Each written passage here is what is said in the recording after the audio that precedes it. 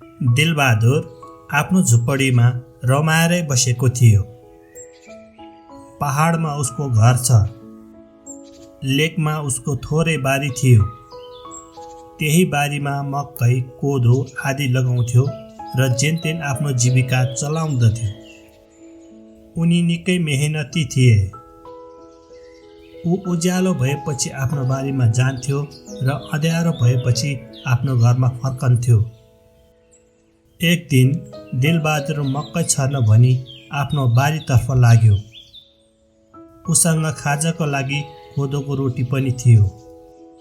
दिनभरि बारीमा काम गरिसकेपछि दिउँसोतिर ऊ खाजा खाना भनी एउटा रुखको छायामा बस्यो। उसले रोटीको पोको फुकायो अनि एउटा रोटीलाई 7 टुक्रा पार्यो। ती 7 रोटीका टुक्राहरू गन्दै भन्न थाले, 1 खाऊँ, 2 खाऊँ, 3 खाऊँ, 4 खाऊँ, 5 खाऊँ, 6 खाऊँ कि 7वटा खाऊँ। संयोगले ऊ बसेको रुखभन्दा पछाडि ठुलो ओडार रहेछ। त्यहाँ राक्षसका 7 जना बच्चाहरू बस्दा रहेछन्। दिलबहादुरले 7वटा खाऊँ भनेको सुनेर राक्षस डरायो अनि राक्षसले भन्न थाल्यो, नखा मनुखे नखा, मेरो बालकहरू नखा, बरु तँलाई म खिरपाक ताउली दिउँला। खिरपाक ताउली लिएर दिलबहादुर आफ्नो घर फर्क्यो। त्यो दिन दिलबहादुरको फुपू पनि घरमा आएकी रहेछिन्। फुपू चाहिँ अलि छुच्ची र लोभी स्वभावकी थिइन्। गतिलो सामान देख्यो कि माइतबाट लुकाएर आफ्नो घरतिर पुर्याउँथिन्।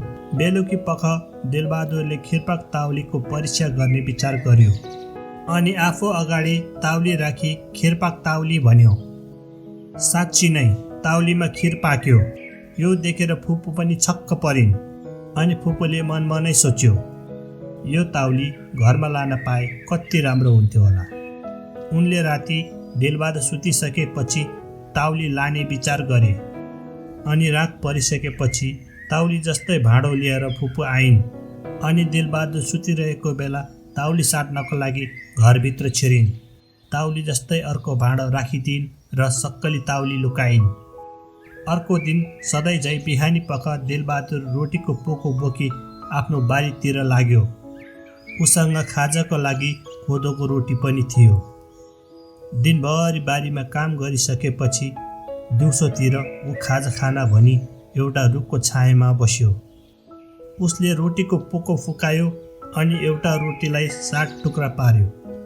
ती 7 रोटीका टुक्राहरू गन्दै भन्न थाले, 1 खाऊँ, 2 खाऊँ, 3 खाऊँ, 4 खाऊँ, 5 खाऊँ, 6 खाऊँ कि 7वटा खाऊँ।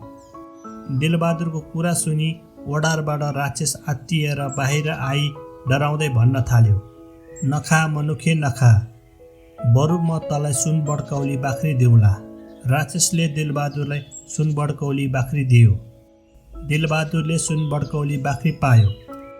ऊ बाख्री डोर्याउँदै आफ्नो घरतर्फ लाग्यो। आफू घर पुगेपछि फुपूलाई बाख्री देखाउँदै भन्यो, हेर्नुहोस् फुपू, यो सुन बड्कौली बाख्री हो। सुन बड्कौली बाख्री भनेपछि सुनको बड्कौला निकाल्छ। दिलबहादुरले बाख्रीलाई अगाडि ल्याएर सुन बड्कौली बाख्री भन्यो। नभन्दै बाख्रीले सुनका बड्कौला पार्यो।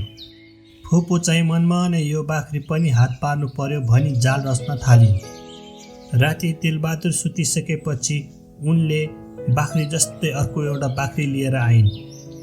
उनले नक्कली बाख्री चाहिँ दिलबहादुरको घरमा बाँधिदिइन् अनि सक्कली चाहिँ आफ्नो घरमा लगिन्। अर्को दिन आफ्नो बारीतिर लाग्यो। उसँग खाजाको लागि कोदोको रोटी पनि थियो। दिनभरि बारीमा काम गरिसकेपछि दिउँसोतिर ऊ खाजा खाना भनी एउटा रुखको छायामा बस्यो। उसले रोटीको पोको फुकायो अनि एउटा रोटीलाई 7 टुक्रा पार्यो। ती 7 रोटीका टुक्राहरू गन्दै भन्न थाले, 1 खाऊँ, 2 खाऊँ, 3 खाऊँ, 4 खाऊँ, 5 खाऊँ, 6 खाऊँ कि 7वटा खाऊँ। तिलबहादुरले 7वटा खाउँ भनेको सुनेर राक्षस डरायो। यसपटक त राक्षस झनै कहालिएर बाहिर आयो अनि भन्न थाल्यो, नखा मनुखे नखा, यसपटक म तँलाई डाङडुङ्गे लौरी देऊला। यस लौरीले जसलाई भन्यो त्यसलाई पिटेर कायल पार्छ। दिलबहादुरले पनि हुन्छ भन्दै लौरी लियो। दिलबहादुर पनि लौरी लिएर आफ्नो घरतर्फ लागे। बेलुकाको खाना खाइसकेपछि दिलबहादुर सुत्यो। फुपू चाहिँ यसपटक पनि दिलबहादुरले केही न केही पक्कै ल्याएको हुनुपर्छ भनी सुस्तरै घरतर्फ लागिन् अनि कोठाभित्र छिरिन्। यताउता हेऱ्यो। अँध्यारो भएको कारणले उनले केही पनि देखेन। अचानक फुपूको खुट्टाले गिलास लडाइदियो। गिलासको आवाज सुनेर दिलबहादुर एक्कासी बिउजियो। अँध्यारोमा चोरे लौरी चोर्न लागेछ क्यारे भन्ने ठानी उसले बजा लौरी डाङडुङ भन्यो। लौरीको चुटाइ खाएर फुपू कायल भइन् अनि उनले पहिले चोरेको खिर्पा ताउली र सुन बड्काउली बाख्रो फिर्ता दिने मन्जुर गरिन्। फुपूले सक्कली माल चोरेको थाहा पाएर दिलबहादुर छक्क पर्यो अनि बिहानै फुपूले सक्कली सामानहरू लिएर आए। फुपूबाट सक्कली सामान फिर्ता लिएर दिलबहादुर भने अब आनन्दसँग बस्यो।